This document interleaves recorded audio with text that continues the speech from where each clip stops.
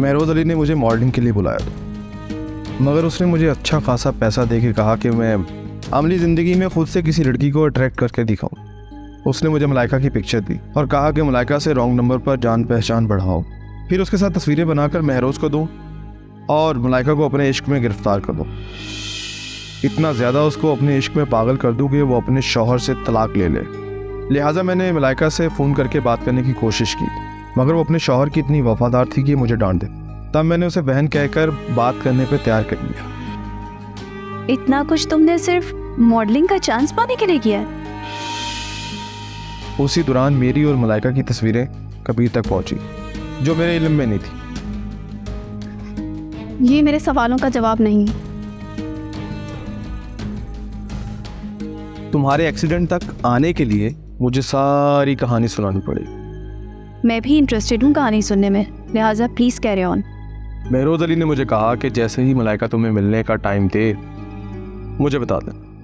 मलाइका अपनी पिक्चर्स का मसला हल करने के लिए मुझे भाई समझकर मुझसे मिलने के लिए आई। रिज हो ना हो, ये तस्वीरें वही होंगी जो महरोज़ अली ने तुम्हारे साथ बनवाई थी। क्या मतलब? मैंने तो वो पिक्चर्स देखी भी नहीं। तुम आगे बताओ, हम तुम्हें पिक्चर्स की कहानी बाद में सुनाएंगे। महरोज़ ने जब ये सुना कि मलाइका मुझसे मिलने आ रही है, उसने किसी फोटोग्राफर को भेजकर मेरी और मलाइका की पिक्चर्स बनवा दी। यहाँ तक तो मसला नहीं था, लेकिन मैंने महरोज़ को ये भी बताया था कि मलाइका ने मेरा नंबर नताशा के नाम से सेव किया हुआ। वही बात कबीर को पता चल गई और कबीर मेरा दुश्मन बनकर मुझे ढूंढने निकल आया। अच्छा रुको, थोड़ी सी बात मुझे भी ऐड करने दो। महरोज़ अली ने कबीर की ज़िंदगी में मुझे भी इसी मकसद के लिए शामिल किया था, जिस मकसद के लिए मलाइका की ज़िंदगी में ज़ुहैब को शामिल किया गया था। एक रोज़ कबीर मेरे साथ था तो उसे सड़क पर ज़ुहैब नज़र आया और महरोज़ अली ने ज़ुहैब का नंबर मुझे पहले से ही दिया हुआ था कि कभी भी अगर मुझे ज़रूरत पड़े अपनी जान बचाने के लिए तो मैं इसे इस्तेमाल कर सकती हूँ।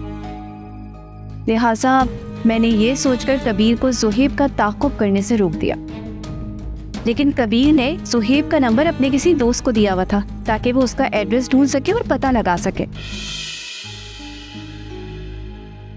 और थोड़े ही दिन में कबीर के दोस्त ने ज़ुहैब का एड्रेस ढूंढकर कबीर को भेज दिया।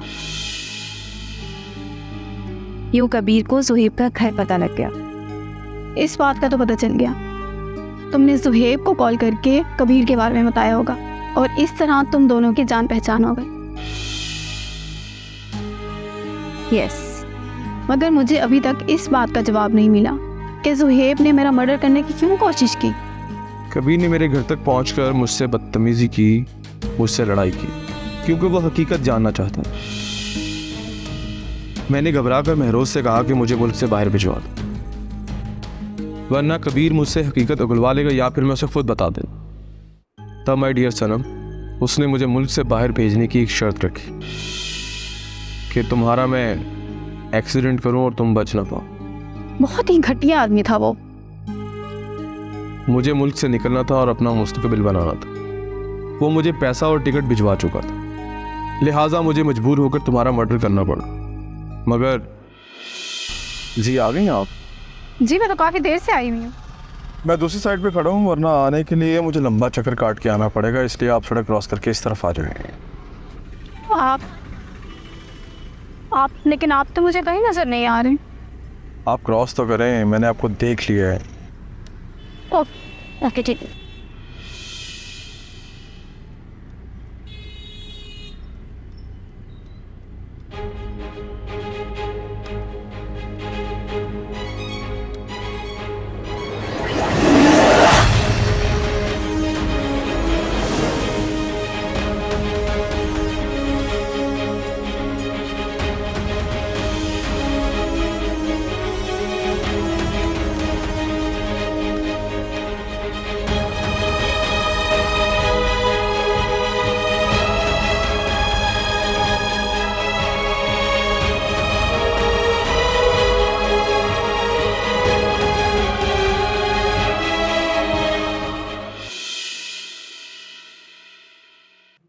और इस तरह मैं तुमको हॉस्पिटल लेके आया।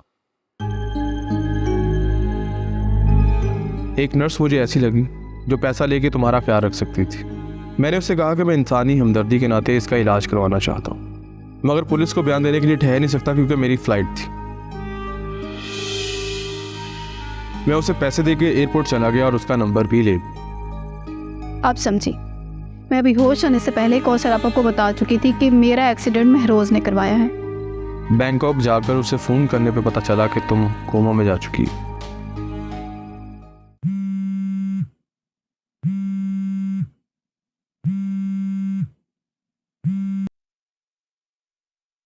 मैं कॉल बैक करती हूँ थोड़ी देर में तुम्हें।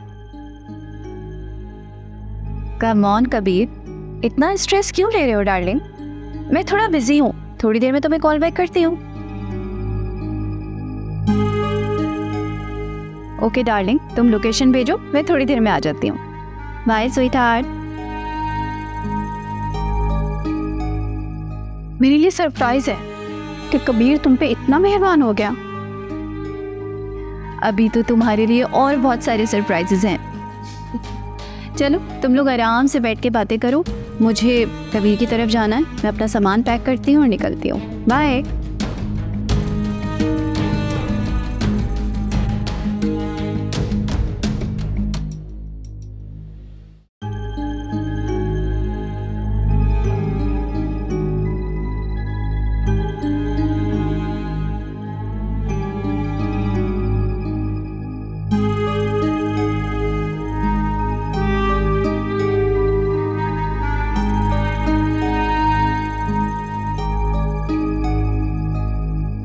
क्या कुछ हो गया है मेरे कोमा में रहने के दौरान। और सबसे ज़्यादा हैरान तो मैं सांवरे की कमीनेपन से हूँ। निकाह नामा और पावर ऑफ अटॉर्नी हासिल कर ली, वो भी महरोज जैसे मक्कार आदमी से। सांवरी के घटियापन पर मैं और रिज भी हैरान, मगर किस्मत में जो लिखा होता है, किस्मत मिलवाने में खुद ही आदमी को रास्ता दिखाती। एनीवे, घबराने की जरूरत नहीं है, तुम यहाँ सुकून से रहो।